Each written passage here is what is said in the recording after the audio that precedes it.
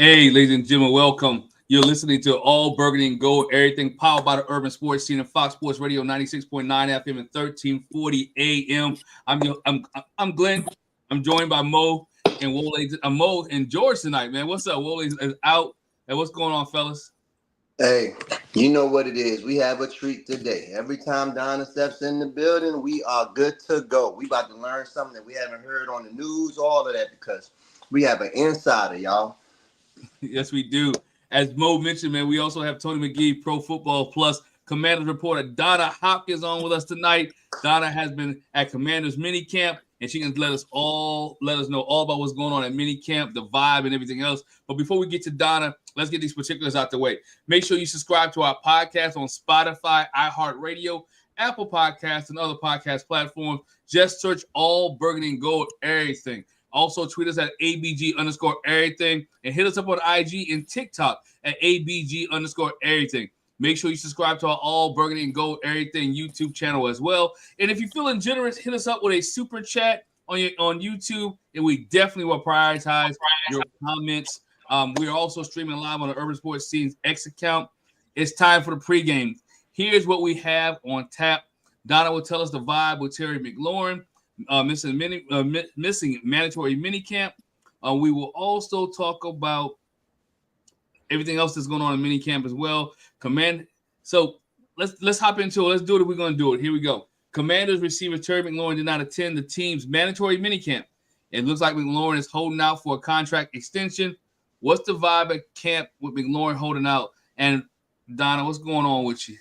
Hey, it's business. As Coach Quinn talked about, it's business. Everybody wants to make a big deal out of it, because if the tables were turned and this team was saying, hey, we letting you go because we have to move on, they would do that. It's like any other job. When you're trying to get the most out of your value, sometimes you have to hold out. And Terry produced last year, bottom line. But with the Commanders, I think that, everybody knows what Terry can do. That's what I was saying. Fans, calm down. Terry, it's no big deal that Terry was not there in minicamp. Terry has played on this team. He knows the offense. They know what Terry can do. But I think that Adam Peters is kind of like, looking at every avenue, because you think about Jayden Daniels will be coming up on down the road that they've got to sign him. They still are looking at other pieces of this team that they may want to sign. So they've got to look at all the numbers. It could be a thing, as far as where does Terry see himself? Where does the Commander see himself? And when it's all said, it's the agent. It's the agent basically saying, hold out, this is what we're looking at. But Adam Peters, this is not his first time. I think he understands, what they need to do. And I'm sure they want Terry back, because you look at a Terry McLaurin with a Deebo Samuels and that room in general. I think it's going to happen. How many times have we seen this in the past? It's always there. When it's contract time and that those numbers are not what they need to be, it's always a holdout. But I expect Terry probably to be there during training camp. He's probably working out. It's not like he's a new guy on this team. So I think that the players understand. The players don't have a problem, because all of them have been there before of trying to, of his caliber, trying to get that contract. This is going to be Terry's last big contract probably. And so therefore you want to get your values worth in this contract. So I just said, everybody, let's just go through the process of what this is. And it's no big deal as far as Terry not being there. Yes, you would have wanted him to be there. But look, no pads was on. No pads was on at all. So when it counts most is when the pads come on in 40 days. Right. And before we get to that, for those who are listening and watching, Terry McLaurin is due $19.6 million this year, which is the final year of his contract, $19.6 million, which, as Donna mentioned, that he is the top receiver in the Washington Commanders offense. But here's the question for you guys, Donna, Mo, and George. He's a top wide receiver in the Washington Commanders, but is he one of the top receivers in the NFL? And if so, is Terry worth the $30 million? that he should be getting. Well, George. when you produce, I'm going to jump in here. When you produce like Terry did last year, guess what? You can say I'm worth that amount. So if he hadn't produced, then you could be asking that question. And not only that, it doesn't matter about the other teams and everything. Jaden Daniel makes everybody better in this offense. This offense fits Terry, but Terry stepped up last year. And he was really productive last year. So when it comes to contract time, you base it on what you did, what your performance was. Now, he may not be up there with like maybe the top 5, but he's definitely in that top 10. So I think that he can ask for that number and everything as far as whatever that number is. I don't know what that number is, and nobody really probably know what that number is but Terry. But I think that because of what he did last year and even the previous year, I mean, everybody could be asking for money after that year that Commanders had last year because they produced as a team. George. There's no question for me. He's a top 10 receiver. And I mean, for my money, and I've said this for a while, this to me feels like a 3-year, $100 million extension, and let's go. And I am puzzled at why a deal isn't done, but by the same token, and this is what I want to ask Donna about when I finish is, to your best recollection, how does this compare to 4 years ago? Because we went through this 4 years ago, and it took up until the last week before camp, but it got done. I just want to point this out. When you look at the stats on the wide receivers, and we talked about this before, and you look at about the top 15 or top 20 in terms of yards, receiving yards, there's only 2 or 3 guys who have less targets than Terry McLaurin, and one of them only has 5 less targets. All the other guys that are in the top 10 or 15 in terms of receiving yards have anywhere from 15 to 20 to 30 to even 40 or 50 more targets than Terry McLaurin got. So I don't think there's any question he's a top 10 receiver. He should be paid like it. 3 years, $100 million would put him in that bracket, and it's below the absolute top, which is Jefferson, Chase, those guys, because he's good. He's just not as good as them. And I'm a little puzzled it's not done, but at the same time, I'm not worried because if the last regime could do it, certainly this regime should recognize McLaurin's value and do it as well. Man, Glenn, it's a no-brainer. I think we all agree across the board here, right? You're talking about probably the second longest tenured player on the team, right? Yeah, Trustway. Yeah. Trustway's one. It's probably Trustway and Deron Payne by like a year. Yeah, that's close. That's a good point. Yeah. It's close. And then it's Terry, right? But you're talking about the most model citizen in the community. You're talking about a guy here that has played with 14 different quarterbacks have completed a pass to Terry McLaurin. Before Jaden Daniels came and was the savior, and we know what that's going to look like in the future. This man went through a gauntlet, right? Yes, that was the old regime and all that, but since he's been here, he's been nothing short of amazing. You're talking about his whole career. He's one of like, I believe I saw the other day, he's like one of 6 or 7 wide receivers to start a career out with minimum 900 yards every year of his career. Mm-hmm. Like, Terry doesn't throw up numbers that are off the page to you, but it goes back to my point of having 14 different quarterbacks over the course of his first 5 years before Jaden gave him some stability, right? And even in that short sample size, like Jaden's 16 games last year, maybe it was 16? Yeah. Yes, 17 because he just went out in the middle of a game. He never missed a game. So 17 games that he played is the longest stretch of consecutive football that he had with any quarterback in his time with the Commanders or any variation of the team's name. Now you're talking about another caveat we need to focus on is, as Donna mentioned, he had a great season last year to the tune of an all-pro season, right? Off of just that merit, being an all-pro 2, meaning he's a top 5 wide receiver last year, right? Mostly due to his 13 touchdowns, which was second or third in the league in terms of touchdowns, right? Which we knew that ability was there, but he needed a consistent quarterback to get him the ball. And he finally, the minute he got it, he showed it immediately. We didn't have to wait, right? And he did all of this to George's point on 114 targets. That ranked in the NFL last year at number 117 targets. You're talking about the number 19th most targeted wide receiver in the league. And his ability says he should have got at least 30 more of those attempts. At least 30 more of those. Everybody that's been all pro the year before contract gained $30 million. Amon-Ra St. Brown in recent history. AJ Brown in recent history. And lastly, it was the last one was I'm drawing a blank. Brandon Ayuk. If Brandon Ayuk had an all-pro season with 1,300 yards 2 seasons ago and was compensated $30 million per season, we all are in unison when we say that Terry McLaurin is better than him.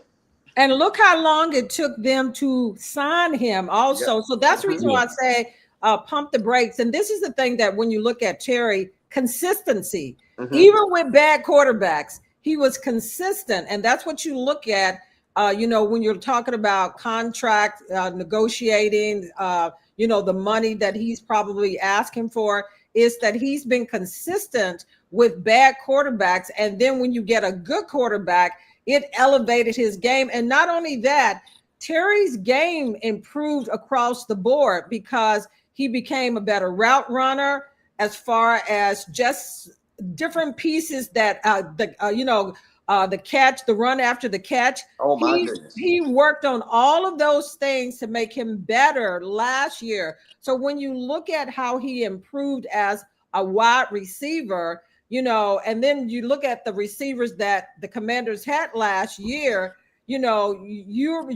Terry basically elevated his game. So again, it's just, this is what people have to understand. When you're looking at trying to have money to sign Jayton on down the line, and not only that, the Commanders still, Adam Peters, them have to look across this whole team. And I think that's the reason why it's the holdup with Terry. It's not questioning Terry's ability or what he means to this team. But when you're talking about shelling out that much money, do you have enough money looking at some of the other needs on this team? Because you're still looking at a pass rusher. And if you're looking at a guy that, is out there, one of the veterans, then are you going to have money for both of these two guys? Or are you going to have two guys that basically takes most of your money, and you still want to progress as a team, always improving? Because the Commanders, as much as they improved, this year, and let me tell you all, they have improved in many of the areas that there are question marks last year. So in order for this team to keep moving forward, you have to be smart with your money also, because it's, even though the salary cap went up and so forth, and the Commanders still had a lot of money to, negotiate this year, that's because they were smart at how they spend their money. So even if it takes signing Terry a week before a training camp, as long as the deal gets done, I'm okay with that. Because you have time enough to really think through everything, of how you're going to put the pieces together with this team overall. This is one player. Remember, the Commanders are still looking at some players out there to plug in to make this team even better. But Donna, if I'm Terry, with everything that I've done for this team, I understand we're trying to add players, but give me right. I gave you a borderline discount the last time also, right? I'm 30 years old. If you give me a deal that's like George has mentioned, 3 years, that takes me to 34 because I still have to play this year and the 3 years of the extension and whatnot. And what everybody else has made is what I'm just due, right? So yes, we need other pieces, but I'm a piece. I'm a big piece because to your point earlier, no other receiver on this team dictated any kind of coverage. Terry, yes, he had the low amount of targets, and I think that has something to do with Jaden Daniels and his matriculation, right? Jaden just wasn't pulling the trigger sometimes. Me, Glen, George, and Wole have spoken on that endless times on this show, but that comes with a rookie, right? And if that's the worst thing that came with Jaden Daniels, that he wasn't throwing the ball enough to Terry, then we know that will improve over the course of time. So Terry is going to be right in his value because I can't worry about 3 years from now. I gotta lock mine in because anything can be injured. And but Mo, they're still trying to lock in a pass rusher too. And I understand what you're saying, but we have to take their emotions out of this because I understand, like you said, that Terry deserved to get paid, and what is the hang up? But if you take them, this is a business. At the end of the day, it's still business, and I think Terry understands that it's business. And I think that just because they have, look how long it has, all of those receivers that you named that got their money, they were holdouts, and it took time to get some of those players signed still. So it's not, I still think that we have to take the emotions out of this. That even probably Terry said, I don't know, he understands that, hey, this is still a business, and whatever the Commanders are doing, I'm still sticking with, because when it comes down, trust me, the agents dictate a lot of this backwards and forwards and whatever. Because guess what? At the end of the day, their pockets are going to be lined too. So he wants to get paid. So they're trying to get as much as they possibly can because it's going to be good for them too. So I'm just saying that I'm not looking at the emotional part that we're talking about that Terry should be, because I think we all agree that yes, he should be signed, but I understand that the Commanders are not looking just down the road 3 years from now. They're still looking at right now, how do we get better as a team, and what are some important pieces that we need to plug in here? But to your point, right? To your point, if I'm looking at the spending, you spent $15 million on a D tackle that ain't been worth nothing since he got drafted. If I'm Adam Peters, it's like he was trying to make amends for his bad decision in San Francisco, right? You bring in, the D tackle I'm talking about. So I'm gonna leave. Then a couple of years back, I can't put that on this organization. I can't put that on this regime. But a couple of years back, you signed Ron Payne to $22 million per season, and he ain't. Let me not mention his name. Y'all know how I feel about that, right? Now he is. Now let me just say that he is looking good, though. I mean, I think that I will wait for the fall, Donna. I will wait for the fall before I say he looks good. Well, Deron always looked good the year of his contract. Always. You see how always look good. Hey, that's everybody. Everybody put that extra into it. But again, we're talking about one important piece, which is an important piece. But when you're looking at a team and you're looking at, let's just go to the Philadelphia Eagles. The team is always built that wins championships around the line, offensive line, defensive line. So to me, Terry's going to be signed, but if you get your trenches as far as that offensive line and defensive line, because when you were talking about the teams that have won the Super Bowls in the last 5 or so years, offensive and defensive line have been strong. Those other pieces are just added important pieces, but championships are won from the front of the offense and the front of the defense, and the fact that they got their quarterback finally. Here it is. Let's go take some chats real quick. Paul says that Terry should get where 32.5 is 32.5 million is fair. Todd says that about 30. Todd says it's about 33 a year or past 4 years. 75% of it should be guaranteed. I want to you talk about agents a lot, Don, and I want to talk about right there for wide receivers. How much of this contract? George says 3 years, 33 million. Let's say $33 million, $100 million, right? So he gets $100 million over 3 years, a little bit guaranteed. How much of this should be guaranteed for Terry? Because I know players now want guaranteed money, right? Players now want to ensure that their future is taken care of, right? Right? They want to make sure that when I sign here, I'm here. Is this because this, from what I'm hearing, this is the holdup.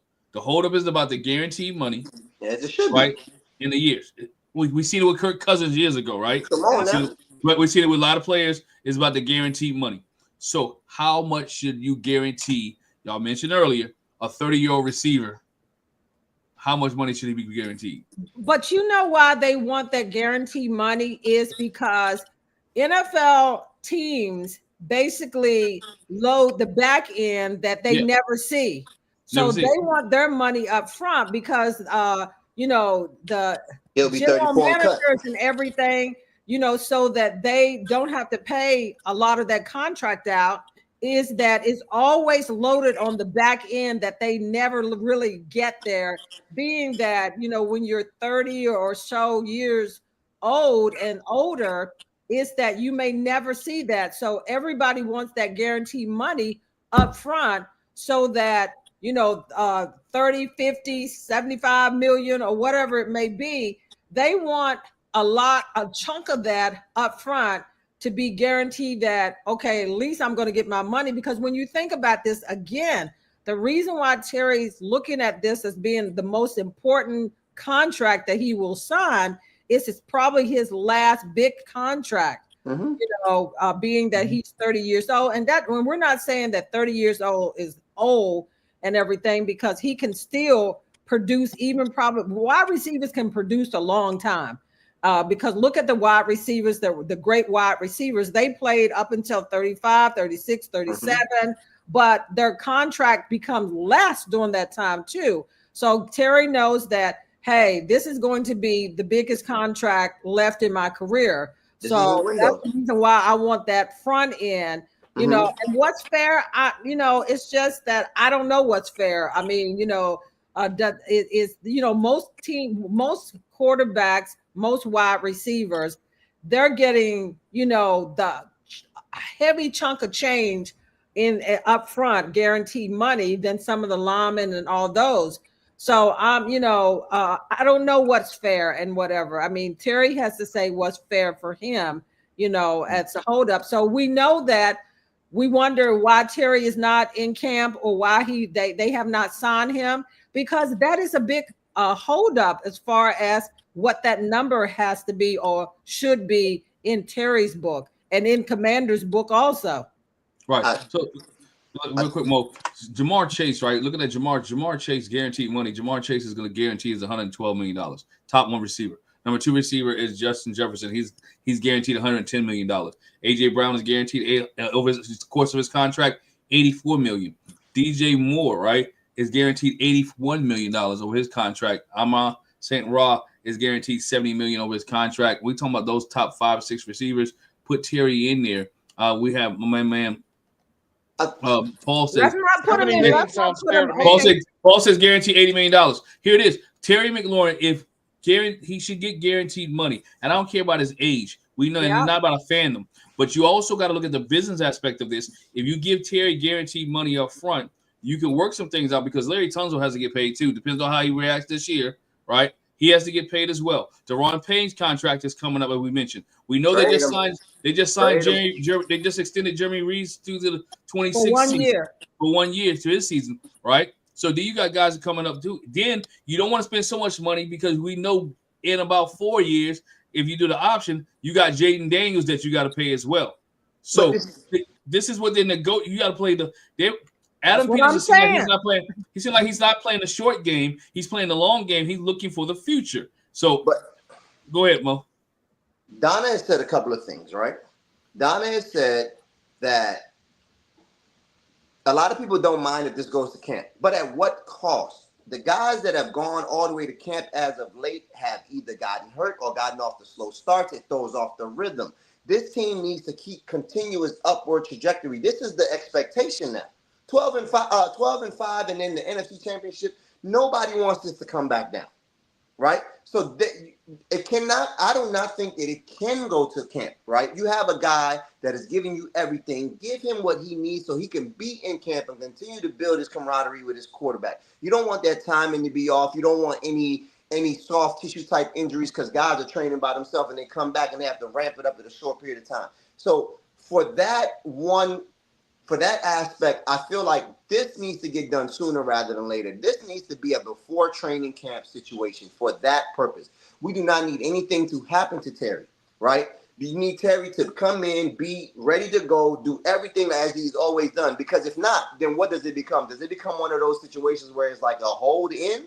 he's there, but he's not practicing, that becomes a distraction then in camp, right? People are answering questions about a man that they shouldn't have, that doesn't even talk out loud himself in public, right? So that's one thing for me. When you talked about the guaranteed money, it has to be a number that's close to 70, like closer to like over, it has to be over 60% of it has to be guaranteed because he's only making 19 this year. So whatever you give him in a signing bonus has to Hey, bring Mo, him you up to said only 19. We would want that 19. Donna, we're not all pro wide receivers either. That's right. Jamar Chase has got 40.1 million. You talking about Jamar Chase though? Come on. But he's not $21 million better than Terry. I don't care how you dice that up. He's not Exactly. $21 million better than Terry, right? So, and then when Glen, when you were reading the numbers off earlier about the receivers guaranteed money, you have to factor in that those are 25-year-old men. Yeah. Right? So Terry, if George is, I love George's proposed contract, right? Because he has to play next year. You add on the 3 years, that takes him up to 34. You know that at 34, yes, the salary cap is going to go up, so it's going to create some room. But that 34th year, as Donna said earlier, if it's heavy laden on the back end, Terry's going to be up for being cut or taking a pay cut because that's Jaden Daniels' time. Jaden Daniels is starting his negotiations at the end of year 3 if the Commanders are smart. Because his number is going to be $300 million. And you keep looking at these quarterbacks guaranteed money go up like Josh Allen's guaranteed Josh Allen is guaranteed $250 million out of his 300 something, right? So good luck. That's why I can't worry about. If I'm Terry, I cannot worry about the future. You have to pay me first. Well, no, every player worries about themselves, and it has to be a give and a take, also because you may not get exactly the number that you want. But as long as it's close to it, you can live with that. Mm-hmm. So I just think that hopefully that he can get in camp because when we look at the wide receiver room and we beat this over the head and we can talk until we're blue in the face about this.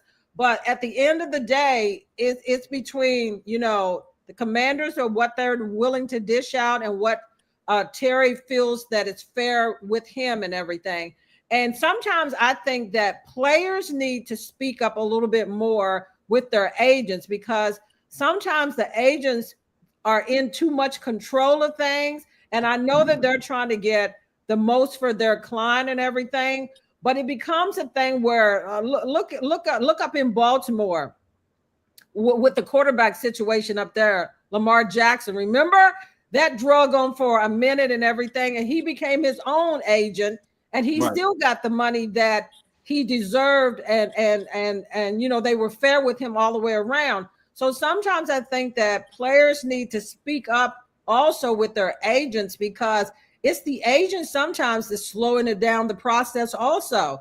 And it's not just the team that's slowing down this, but let's talk about the wide receivers in general when looking at this Commanders roster because, this is one of the best groups in a long time that the Commanders had at wide receiver and also running back.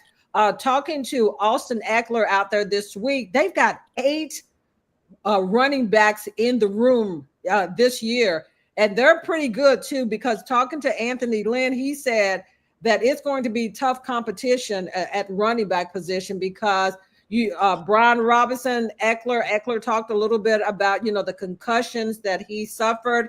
He went and got that looked at to find out, what's going on. Why am I getting all these concussions? But, once you got a couple of concussions, you're more acceptable to get them all the time. You can blow on somebody and they basically get a concussion because, once you had those.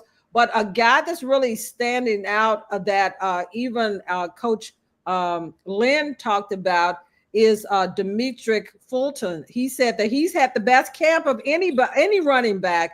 And then you look at some of the other guys.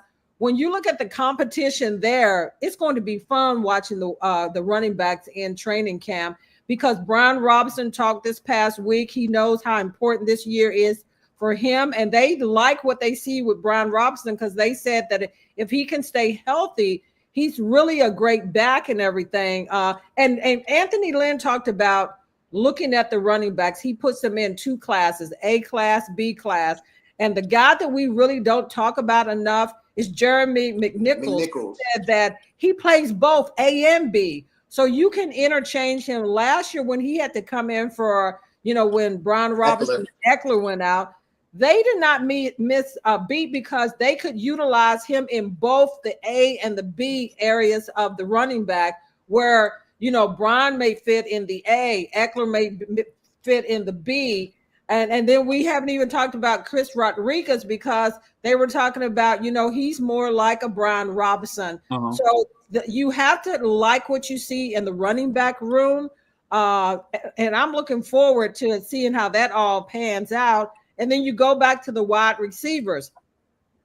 Let me tell you, they've got speed at wide receiver.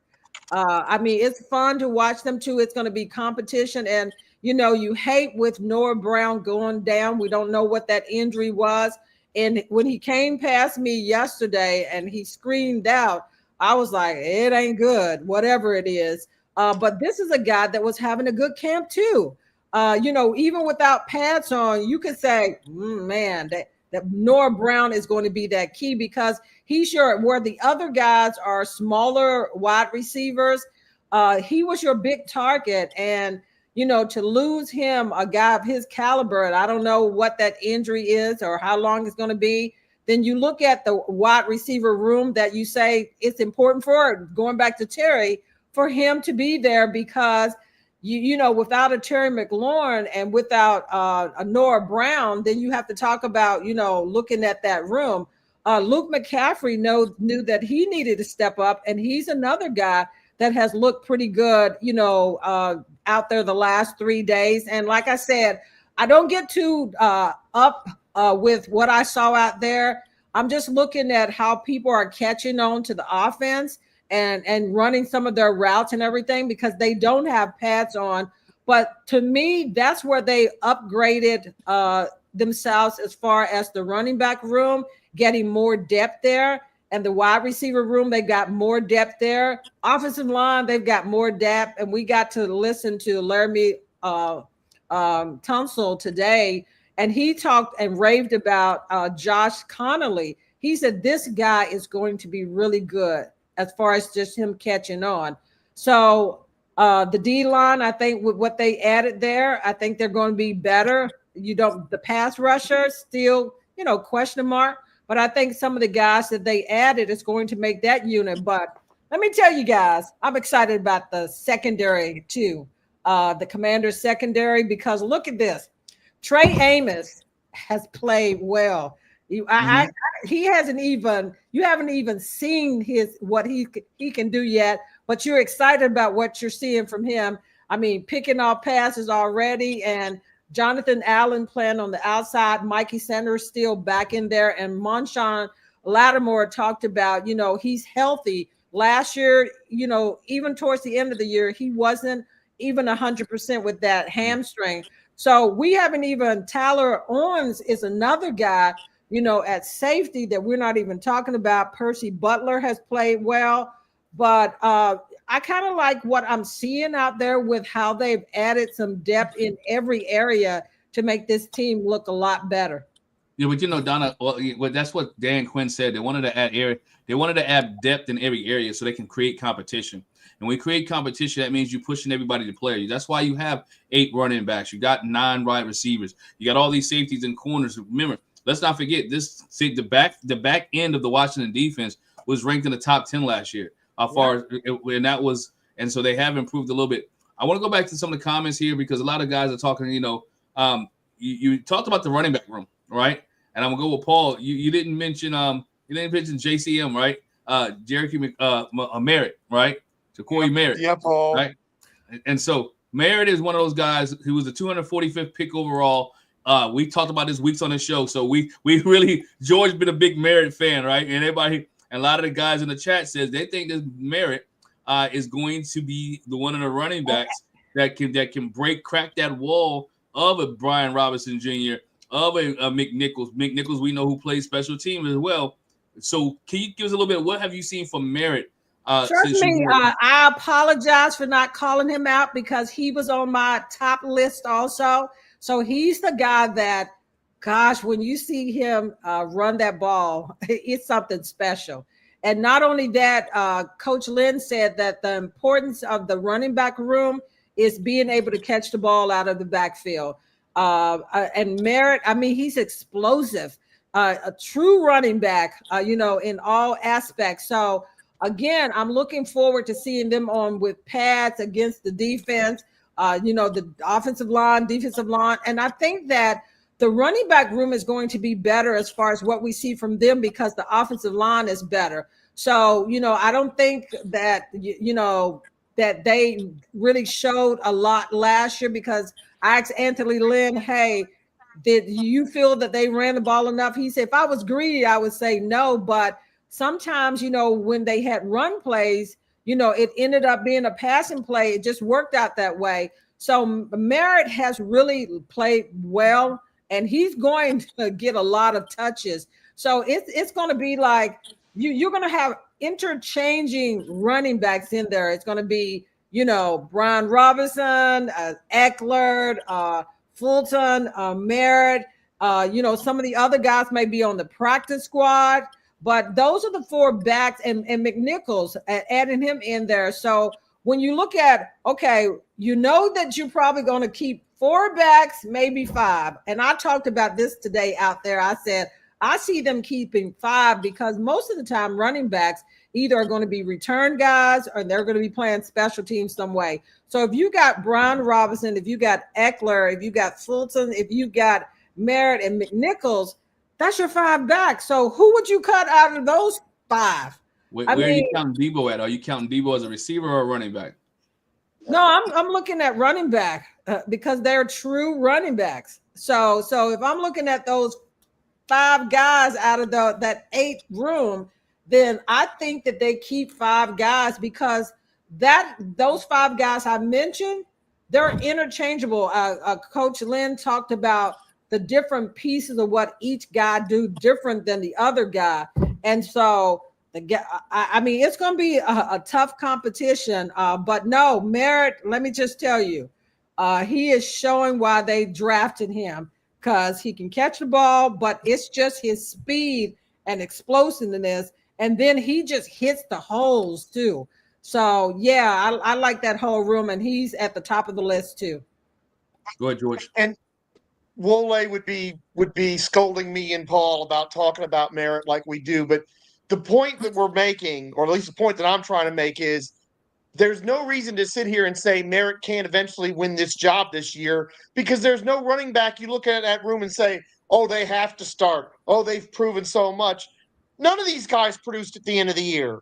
And honestly, in my opinion, the one that produced the most for the chances he got was Rodriguez, and he didn't get a look at the end of the year. So I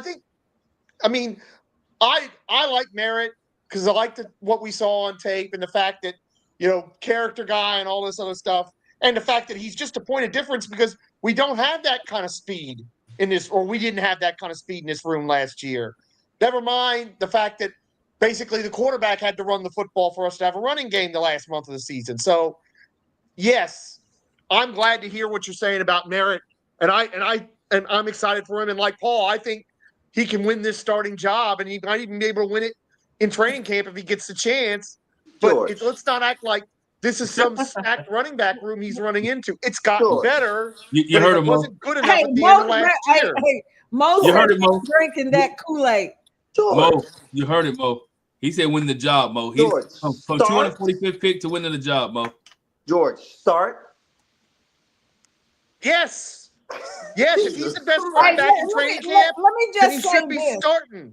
The competition is going to be great at running back because this is the thing that you have to remember also. You're talking about Merritt is what he's doing now is great. What we're seeing from him is great, but you talking about veterans, guys, and then he has nothing to lose either about, he's probably going to be loose and all that.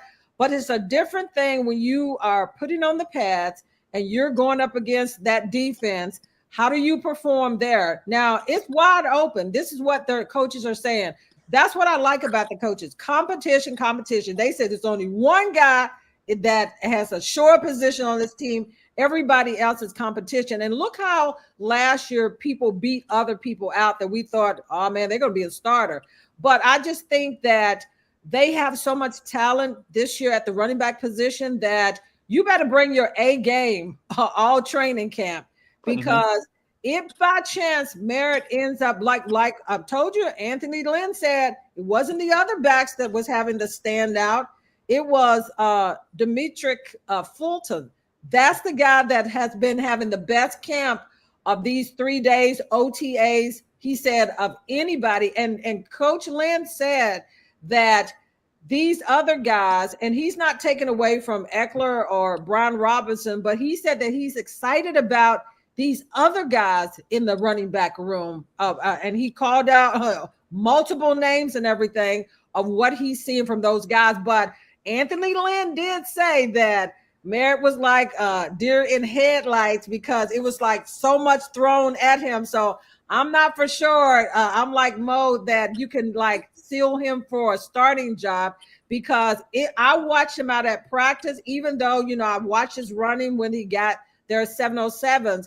But when he was going through, I told Coach Lynn, I said, man, I was watching you with Merritt, go through those drills, and you was hard on him. He said, better be hard on him now than later. But he just said that it was a lot thrown at him, and you could tell that it was. So he's still absorbing a lot of things. So I think before we kind of like, talk about starting and whatever, he's got to grasp this offense, and that's pretty tough when you talk about other guys that already been in the system and understand the system. But I believe that he's going to be able to help this team.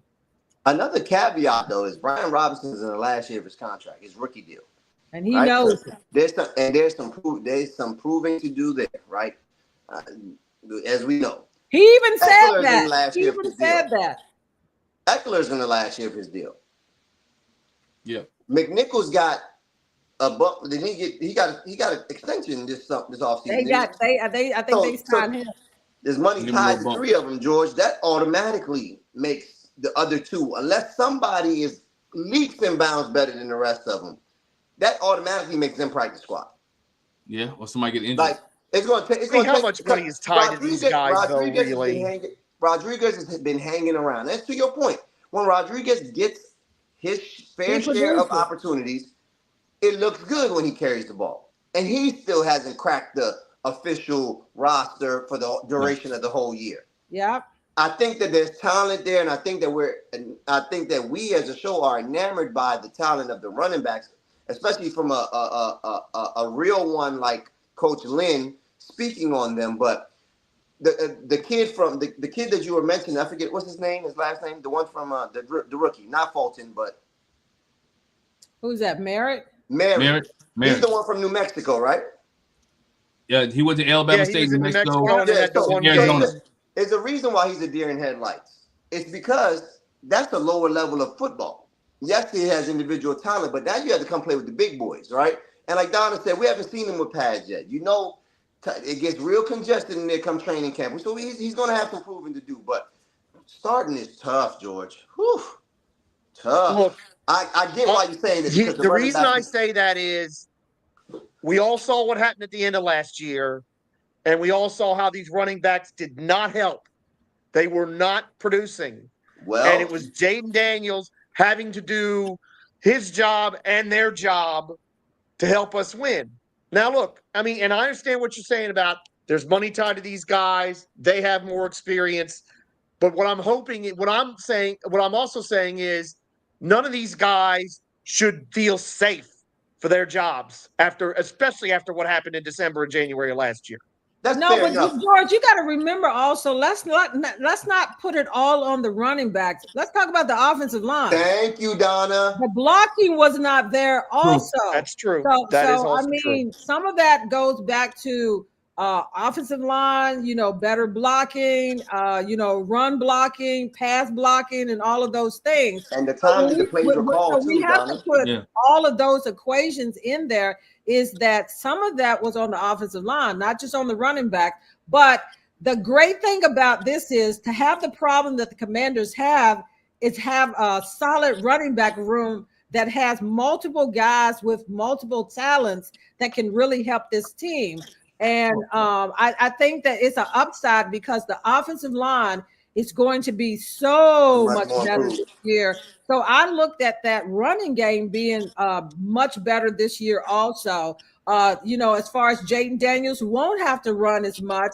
And then he's got weapons as far as the wide receiver group. That's the one that we ain't even touched on, that's going to be competition there too, because, they keep probably 4 or 5 wide receivers but one thing we know that they have to have this year is that we know that Brian Robinson got hurt last year. Egler got hurt. But now they have the depth at running back that's going to help that running back room this year that they didn't have last year. George, you also didn't account for Debo being a part-time running back. So that's going to be a roster spot that doesn't need to be filled a lot. To keep the numbers. I got to tell you, I'm hoping that we're going to see the end of Debo being used as a gadget running back. I think he wants that. I hope we do too, honestly. I think if Debo Samuel's going to last in this league, that needs to be only happening once or twice a year and not as many times as it did in San Francisco. And I think, and honestly, I wonder if we made kind of a promise to Debo that, look, we're going to trade for you and you're going to be a wide receiver and you're not going to be used in the backfield that often. I don't think that he's going to be used in the backfield that much. Because you have a good running back room. So why would you? I mean, you need him out there, wide receiver. And Coach Quinn talked about Debo Samuels today.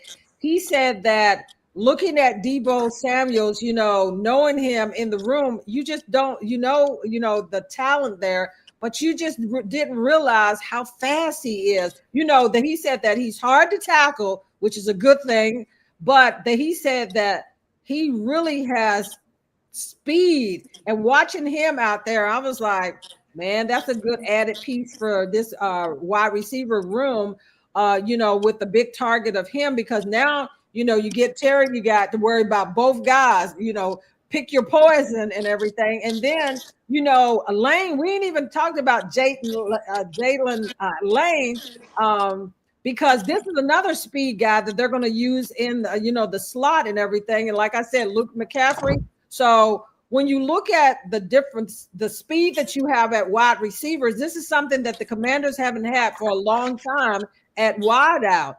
So it's good competition there too, but I don't see them using Debo Samuels much in the backfield because he's too valuable as a wide receiver. They want to be able to create. I think they want to be able to create space. They want to put him in space. I think they will put him in different positions to put him in space so he can be able to do what he's done. And remember, it's like having a new toy. They got to have space. So you may have an offensive lineman that give you some time. You may see him back there. So he won't be there as much as he could be, but he will be there a little bit back there. Because you got Cliff Kingsbury's gonna got a new toy. He's gonna they'll put stuff in for Debo Samuel. It's gonna be multiple looks from similar formations, and trust me, guys, you do not want. If anybody watches Debo Samuels, if you know you do not want Debo Samuels lining up out wide just to play out wide. That is not his game. He's not routing nobody up and getting away from you. That is not his game. His game is get me in space, get the ball in my hand by any means necessary. I will attack the defense. And linebackers can't catch me to your tune of his speed. And by the time I get up the field, safeties are going to have a hard time tackling me. But this is the thing about the Commanders that people don't realize is that this coaching staff is so good. And the fact that they kept them in place makes this team ahead of the game too, because they don't have to be like, okay, we got a new coach. Everybody got to learn. You kept all your coaches in place. And the thing about this Commanders coaching staff is that's what makes them good, because they utilize the strength of each player, not forcing the action, not forcing the player to be something that they're not, but they really hone in on each person's skill set to get the most out of their players. And that's the reason why I think that they understand Debo Samuel's strengths and everything and where he is the most useful. and not only him, but across the board in general. Yeah. Hey, real quick before we go in there, Donna, Mike says this. Mike said he believes that we'll keep more offensive linemen than any other position, right? Due to injury. Mike says so. Please do. All right. Please do. Deluxe says this: improved O lineman can lead to improved health of RBs running behind it, right?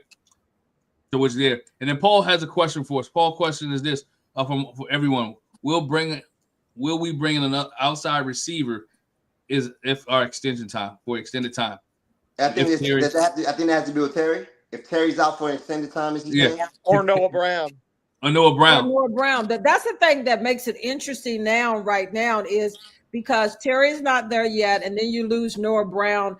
Like I said, we don't know what that injury is, but it doesn't look good. So I don't think he's going to be there at the beginning, of training camp or the beginning of the season, depending on what it is, or it could be a injury that keeps him out in general. So that's the reason why I said that the running back room, like what we said, it's 7 of them in camp right now. Yeah. So, and this is the thing that people got to remember. Remember, we go through training camp, and at the end of training camp, when teams started letting go players, and some of them are big name players, some players that can really help your team.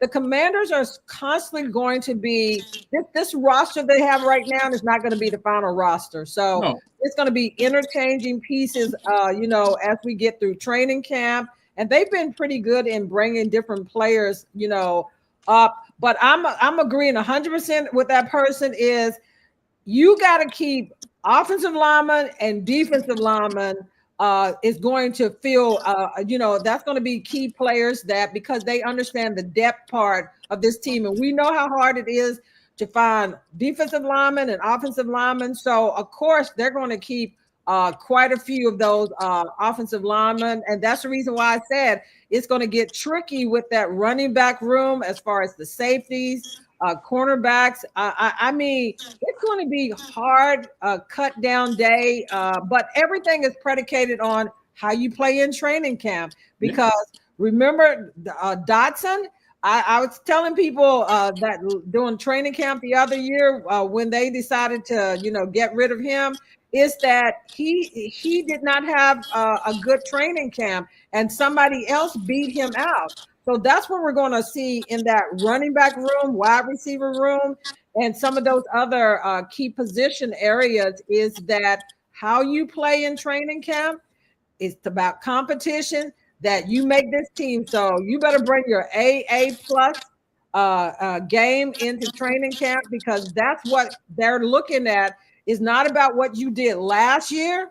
It's about somebody may come up and beat you out. But one thing you said earlier, Don, I want to go back to, and Mo and George, I want you guys to chime in on this too. It's about the coaching staff, right? You got guys like Terry, you got guys like Glen, who's former head coach, Cliff Kingsbury, who could have went somewhere else, decided not to go anywhere. Consistency brings in key, and then to bring all the players back that you brought back, it makes things a little bit easier and quicker. But not only make it easier and quicker for the players, it makes it easier for the coaching staff because they know each other. They learn each other, so they can critique each other. They can fix things. Now, the second year in the organization or second year working with these guys, it'll help you bring in more ideas that you may have, and you don't feel like you try to outshine one another. So I think with this coaching staff being the second year in, we'll see a much more improvement in a lot of different areas because they all know each other and are willing to really communicate. Mo and George, what's your thoughts on the coaching staff? Because it plays a vital role to the success of this Washington Commanders team.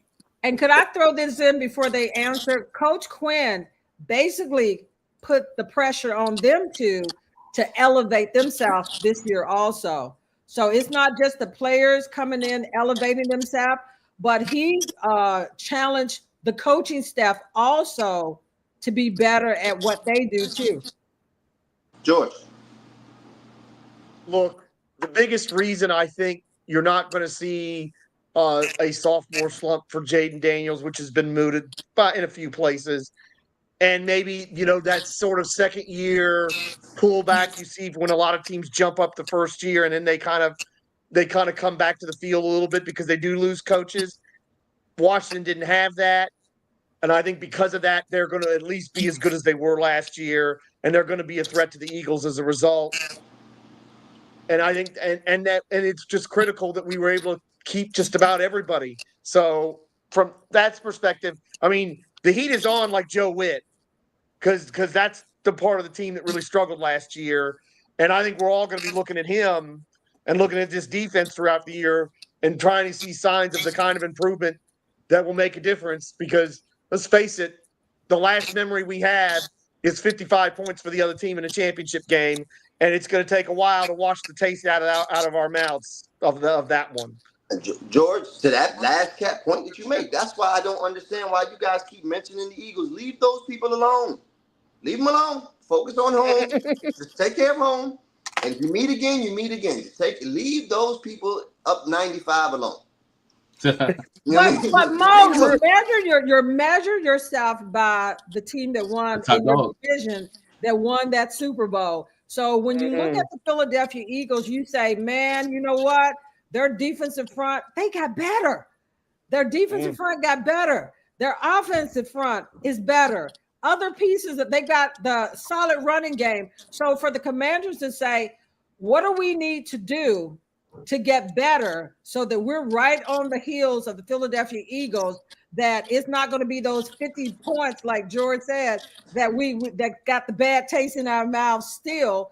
But where do we get better? And like you said, Joe Witt understands, and he talked about that, is that, and then Gerald Tapp, when I talked to him last week, he said they left a lot of meat on the bone on defense. And they understand that the run, Coach Witt talked about that, stopping the run blocking. They've got to get better there. And I think that when you look at some of the people that they have brought in and everything, they should be better in that area. And the thing that the Commanders did that are smart too, that we haven't even talked about, that saves money, is they signed a lot of players to 1-year contract. Yes. They signed back 1 year because they're not getting trapped in those long contracts and whatever, because they're trying to continuously build this team. So again, you measure your team by saying, okay, we solid with the quarterback position, running back position. Saquon Barkley, you know, he made that team so much better at what he was able to do. And where they probably excel more so than the Commanders, where is their offense and defensive line. That's where the Philadelphia Eagles were so much better. Wide receivers, they had, you know, top wide receivers, but they did their damage from the defensive line and the offensive line. So the Commanders are basically saying, we got to be better there. That's the reason why they ended up getting an offensive lineman. I would have choked myself if they hadn't picked the offensive lineman in that draft. And Josh Connolly is going to be able to hit the ground running, I think. And with Laramie Tunsil, you added that other piece. So again, you got some key people on the offensive line that you added that should make that whole thing. Cosby, if you had him there too, how sweet would that be? So he probably, you know, he was out there today a little bit, you know, doing a few things, but you're not going to see him until probably late on in the season and everything. Again, the key thing needs to play. George said, how much better are you going to be up front? That is going to be the telltale on defense, is all these guys that they had added and everything, how much better they're going to be. I think in the secondary and everything, linebacker play, safety play, cornerback play, they're going to be much better there. But I'm one of those people, is you got to prove to me. Paper don't mean nothing to me. It's what I see on that field and the production of stopping the run, putting the pressure on the quarterback. Like Carter up in Philadelphia. I know, Mo, you hate me to call out their names, but let me tell you, it took 3 or 4 games, the guys, and they still couldn't stop him. He was getting to the quarterback, wrecking havoc. I mean, that's what you want on your defensive front, is that quarterback don't have time to throw because it's so much pressure. And then you got one guy that it takes 3 guys to even block him, and they still can't block him. Donna, I hear you and I understand, and I'm with you 100%. I think, to your point, I think if Cosme doesn't get hurt, I don't think Connolly gets drafted here. So I think that there's moving pieces. I still think he get drafted. I think with the trade of Laramie Tunsil, they would have just moved Brandon Coleman to the right tackle, and then there's a Cosme's still a guard because he just signed the extension. But that's But neither here nor Connolly there. can play double positions, and they said that they if you look at the Commanders, they got players that can play multiple positions. Oh yeah, versatility is key. As they told me, some of the defensive coaches said that you have to play multiple positions. You can't be a one-trick pony. They want to see guys be able to do multiple things, and that's what They'll follow that. Yeah. So again, the offensive line that they've got right now, those guys can play multiple positions. For sure. Some of them, which makes them valuable because we know injury happen up front. No, Yes, it does.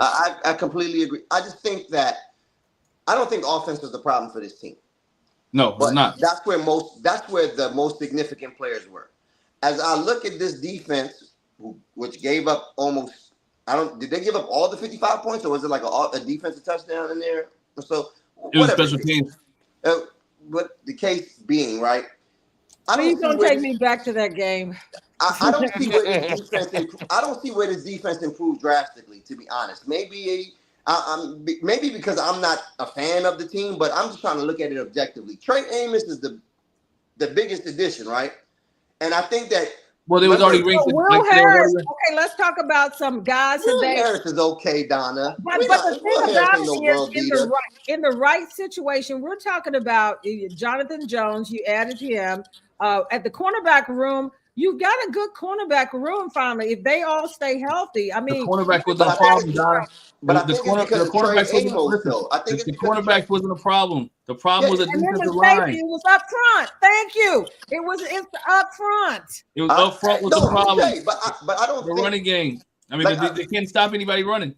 To my point earlier about Terry getting his money, you're giving money out you gave Kinlaw $15 million as if he wasn't a first round bust. Like that means he has to play.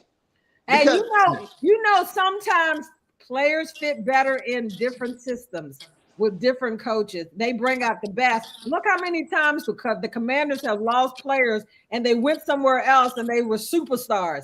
I understand, Donna. That's optimism. I think this coaching staff brings out the talent of players better than most coaching staff because you got an all-star coaching staff across the board. Here's a question. I want to bring it back to Terry real quick because we talked about the money, right? You talked about Kinlaw getting Kinlaw and his $15 million, right? And coming up contract. Here it is. Can this team be successful if Terry McLaurin holds out longer? Can this team win without Terry McLaurin?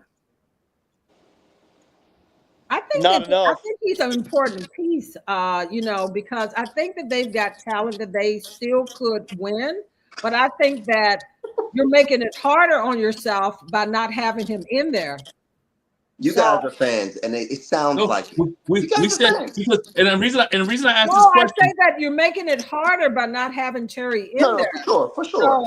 So I think that because any team, I mean, it's not just one player that makes up a team.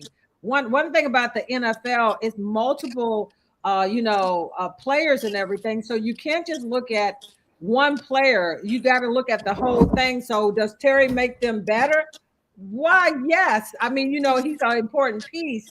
So I just don't I can't put my eggs in one basket. I mean, it's like, that's to say that, okay, on a basketball team, it takes 5 players on the court, and you may have your solid point guard, but guess what? That point guard ain't rebounding all the time. That point guard ain't setting picks all the time. It takes the whole group to make this team successful, not one player.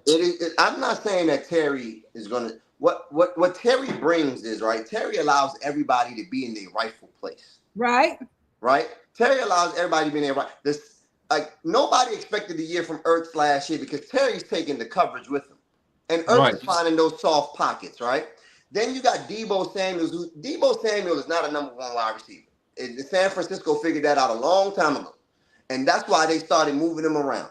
So if Terry is not there, it makes the job so much harder. It's harder. That's what I was saying. No. I agree with you 100% on that. They definitely need to go on and sign him because he's an important piece of this team. Speaking of Deebo, right? Like, we don't have Terry signed, but Deebo got traded for and came here, and then they guaranteed his money when they didn't have to. They guaranteed his $15 million when they could have just made him play through. So now we're talking about money and where money is, and why are we being tight with Terry?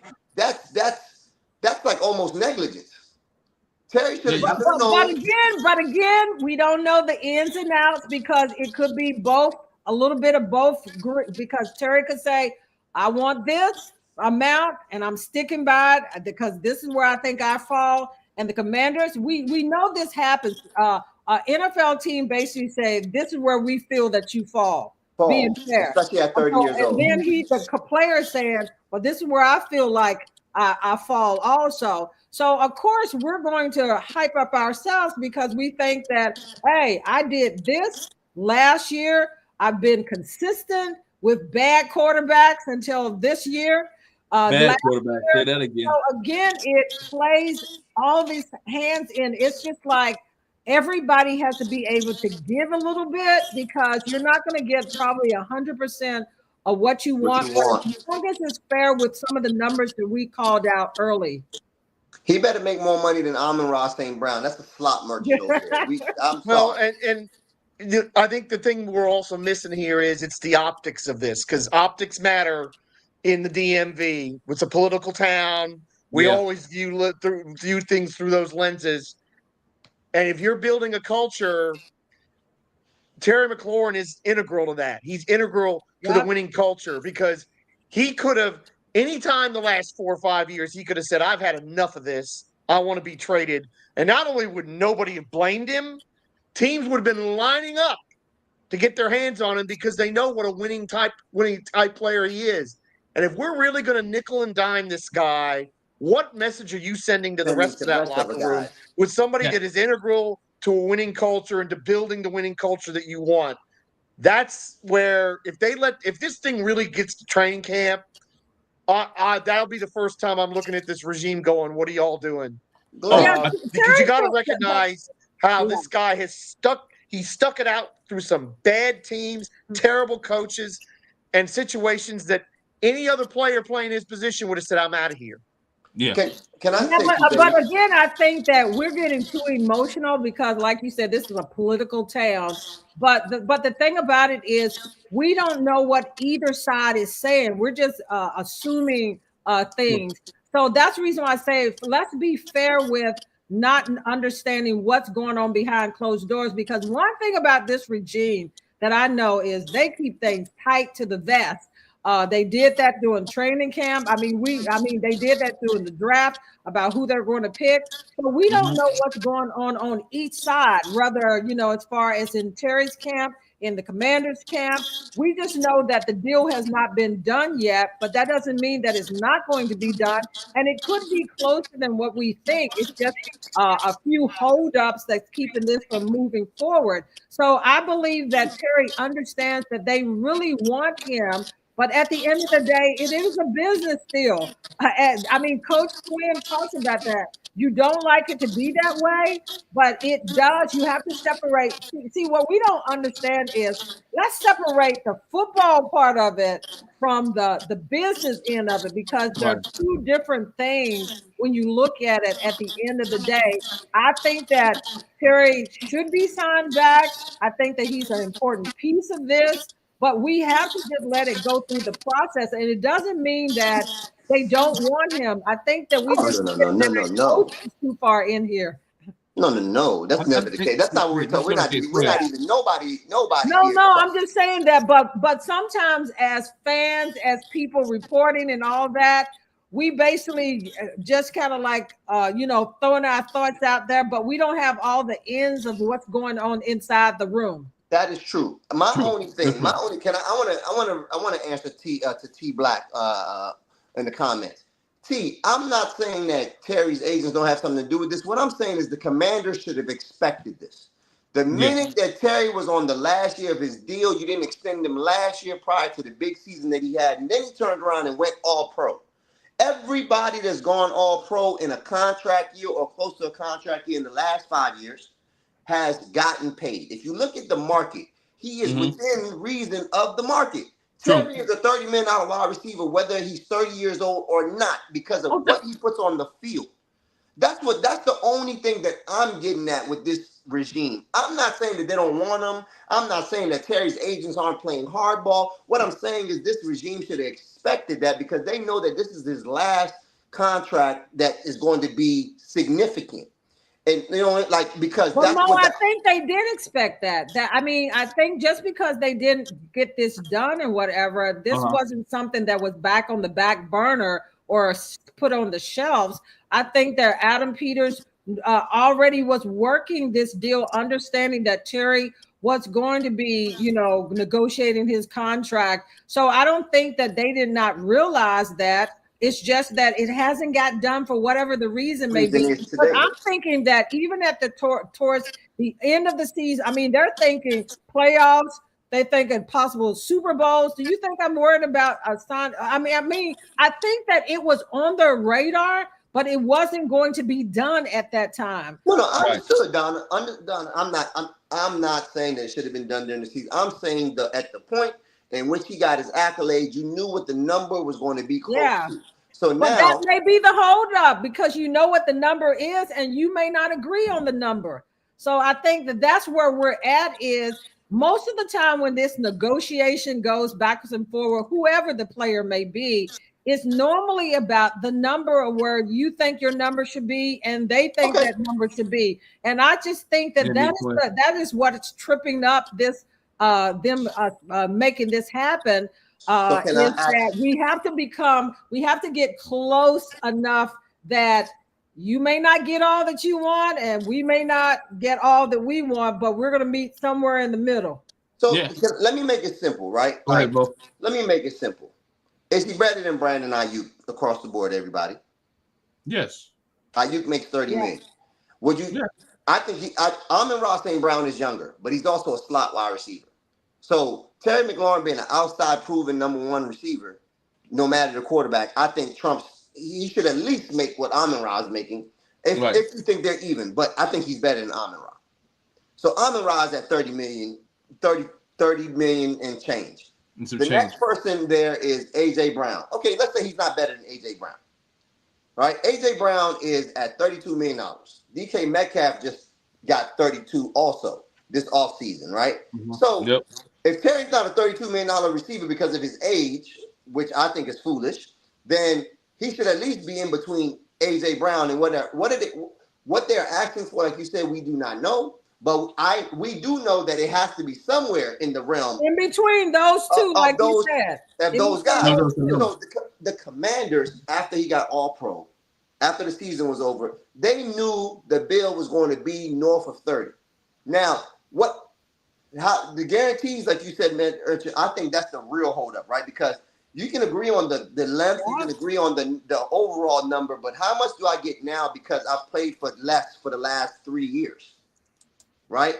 And if I'm a wide receiver, if I'm any player, I'm trying to get as much on the front end than the back end. Because you know that, again, like I said before, if they load it up on the back end, Terry won't see that money. You never see that. He won't see that money because JD5 is going to be the prize of next offseason and plus.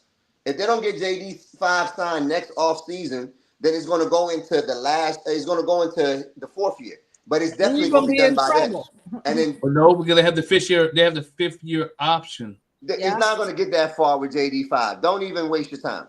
He's never going to see that 5th year option. They're going to give it to him, and they're going to give him. He's going to get the Trevor Lawrence extension way before the time comes. Yeah, that's going to be a done deal. Because if they wait till the 5th year option, he's going to be a $350 million quarterback with all of it guaranteed. So you might as well just give him. Might be more than that because Mahomes is coming up. Just to believe the same year. So that number may be Isn't driven that up. crazy? Mahomes is already coming back up. Isn't that Up crazy? already. Already. So that Yeah. helps Dayton Daniels even more. Even more. Because what he signed for 10 years for $450, like his third year in the league. So by the time JD5 comes up, if Patrick Crazy Mahomes money. signs, if JD5 and Patrick Mahomes are anywhere in the vicinity, I'm waiting for Patrick. I'm waiting for Patrick. JD, go get a Lords of London insurance policy on yourself and just wait. Yeah. Wait it out. Wait it out because you will be richer than you ever thought. Because I want whatever you got. Here's a good question by Rochelle Davis as we get ready to wrap this up. Rochelle Davis asked this: does anyone know AP history and negotiation? Did he operate this way with the 49er players? He wasn't the lead GM though. He wasn't the GM, the head Nope. GM. He was the head guy. But here it is. Negotiations is key. We all know Terry's deal is going to get done. The question is the number. It's all about the number. 33. It does not question if Terry want to be a commander or not. We all know he wants to be a commander. Yeah. We all know that he wants to be here with this team, this organization, this head coach and staff. And we talked about it earlier. It's about the number. They have to find out that medium number, and they not only the number of the salary, but the number of the guaranteed money as well. Glen, and so those are the two things that is holding this up. It is the number of years and the guaranteed money. Glenn, the longer this goes, the disrespect tax goes up too. Yeah, definitely. It's disrespect. Yeah, the disrespect tax is going to go up if this keeps going. It is disrespect, but it's not disrespect for the organization. It's not disrespect for the organization. It's disrespect for the agents and those that are looking at the money. Because again, let's take the fandom out of it. It is a business. I'm not a fan. I know you're not a fan. I'm not playing on the team. I know you're not a fan, but just saying. It is a business, and this organization has to look out for what's best interest for this organization. What's best interest is for Terry to retire. The best interest for the organization is giving Terry records. But Mo, we're not in that room. Terry agent may be asking for something ridiculous, right? He ain't asking for no 40, and I do not. Terry, we are not going to discredit Terry today because of contracts. Okay. Terry has been a model citizen forever. Yes. So I'm going to give him that credit. I'm not negating none of that. What I'm saying is, I'm not negating Terry being a model citizen. We're not taking away from his abilities or anything like that. No. It's a business. But Terry has always been team first. Is all I'm saying. We're not going to We're not going to now just throw that out. He's always been team first. So we I think the team. And I think the team. Adam Peters is going to take care of Terry McLaurin, right? But they're doing it. We don't know the ins and outs of that conversation. They may be asking for something ridiculous. What if his agent is asking for $40 million? Terry McLaurin is not DeMarcus Chase. But Terry's not that guy. We have to give Terry that. Terry has that much credit in this bank. Remember, if the agent was asking for something ridiculous, it'd get leaked. It would get leaked. It would 100% if the agent was asking for something ridiculous. Come out because Terry's not about newsworthy stories. Terry doesn't even want to talk about his charitable work. Terry does not want to be in the news for bad stuff. Terry just wants to play football, keep being the leader of the year. So I have to give him the benefit of the doubt, guys, until I see a different Terry McLaurin. Here. But you got to remember that the agent is basically trying to negotiate as much as he possibly can for Terry. So that's the reason why I said that sometimes players, look how many times that players stepped up and say, get it done, because you see it dragging on. So sometimes, the player has to be proactive. I don't know. Terry may be doing that. The pressure has to meet. Training camp. That's what I said. That's why I said this is going to have to be done before training. I think that's when it's going to ramp up the most if it's not ramped up before then. I don't think Terry wants to miss training camp time. As a matter of fact, I know Terry doesn't want to miss training camp time. So I know Terry probably going to let this drag out if Terry is letting this drag out. It ain't dragging out past training camp. I still think it's the agent letting it drag. I understand your point on the agent, but the agent can only work in service of me. The agent can only work in service of me. Like you cannot. But that's sometimes because sometimes the players just let the agent do whatever and they step back.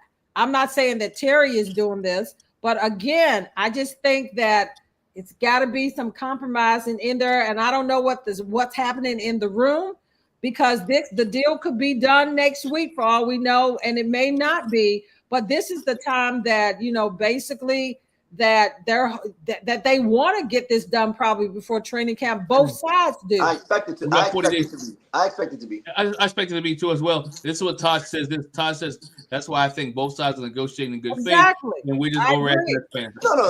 That's fair, Todd. But of course, I agree with you 100%. Of course, we all know this is an overreaction because everybody here said that this deal is going to get done.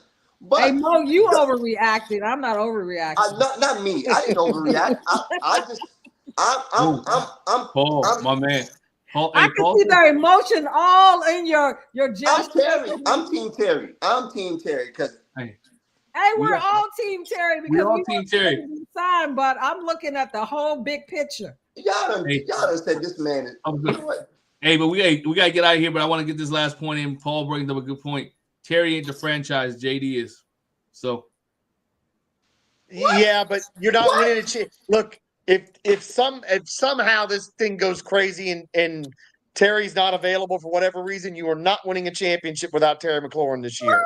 You need Terry McLaurin. You're going to win a championship this year. This is bad press too. This organization, Josh Harris, this team does not like bad press. And if they don't get Terry McLaurin signed, that is bad press. And there has not been any bad press with this organization so far. With the new regime, has not been any bad press. If they want bad press and want fan backlash, don't sign Terry McLaurin. And the key thing to remember is every piece of this, the players, and Terry is a integral piece of this. I mean, Jaden Daniels is the face of this team, but Terry is a big piece of this team, an important piece of this team. So we got to remember that, again, it takes multiple players to have championship teams and everything. And Terry is a key thing. You don't want to have to think about Terry not being on this team and what that means to this team, where you got to go out and look for another wide receiver and so forth. That's never going to happen. You want to take that out of the equation. So again, I said, pump the brakes and everybody. Let's take a breath as the Commanders go off. 40 days, we'll have training camp, and hopefully this gets done before that happens. And it did, I think, before. So this is a better group to me that's negotiating the contract versus when Terry had to go through this the other time. So I think that this group will get it done, and we'll be saying we'll come up for some air. We'll put Mo on oxygen. Mo. Hey, great show tonight, fellas. Donna, before we let you go, great show, good conversation, good guys in the chat. Hey, Donna, before we go, let folks know how can they catch you on social media and all your other content. How can people reach out to you? Yeah, they can catch Pro Football Plus on Masson. We do monthly shows now during the off season, and also our podcast In the Minute. You can go and check out that. We drop in a lot of contents there from training camp. If you haven't been, able to see contents from training camp, I try to do different players than everybody else to get those players that nobody talks to, but I think that they add value, so they can go to our podcast In the Minute. Please subscribe. Please like. We love to have you be a part of that. And then for me, social media, man, I ain't got Wally here today because he normally handles that. But Donna J Hopkins _ for X. I do try to do a little bit more there. And then as far as Instagram, DJ Hop 32. So those two things you can follow me at. And the Commanders may be off, but I'm still not off totally yet. So I'll be dropping some contents in from coaches that I interviewed last week, and then the end of practice today. So please go and subscribe and like and all that. And then our podcast, Tony McGee's the show. If you don't get Masson, you can also go on our YouTube channel, Tony McGee's Pro Football Plus, and catch the shows there also. Hey, we'll drop those links in the show notes as well. If you missed that, we'll drop Donna's information as well as Tony McGee. And Wally, you better not miss the next time because I'm counting on you to do that. I'll fill in next time. I wasn't prepared. Thanks, Mo. Thanks, Mo. Yeah, Mo, my man. I'm going to kick Wally to the curb. No, you can't do Wally like that. Hey, Wally knows that. Wally know that it's all love. All love. It's all love. It's all love. Hey, subscribe to our podcast on Spotify, iHeartRadio, Apple Podcasts, and other podcast platform. I just search All Burgundy and Gold Everything. Also, tweet us at ABG_everything. And hit us up on IG and TikTok as ABG_everything as well. Make sure you subscribe to our All Burgundy and Gold YouTube channel. Also, it's been a dope show, been a great show. We thank y'all for rocking with us in the chat. Love the comments. We appreciate everybody that came out tonight. Paul came out tonight. Mike came out tonight. Taj came out tonight. We had Deluxe here tonight. We also had once again we had got another one here. Shout out my man T Black. Yeah, T Black here. That's T right. Black as well. We had Wole was in the chat tonight as well. We appreciate you, my man, for dropping in. We also had Wole was in there? Yeah, Wole was in there. It must have been after that that Luke McCaffrey nugget. Yeah, hey, we had Antoine G was in the chat tonight as well. So Ellison was in the chat as well. So we'll appreciate all y'all for rocking with us tonight. Hey, appreciate you. Thanks for rocking with us. And we keep coming back. We still have more information for you, more news, more highlights, more everything else. And we will always talk All Burgundy and Gold, everything. Peace. Deuces.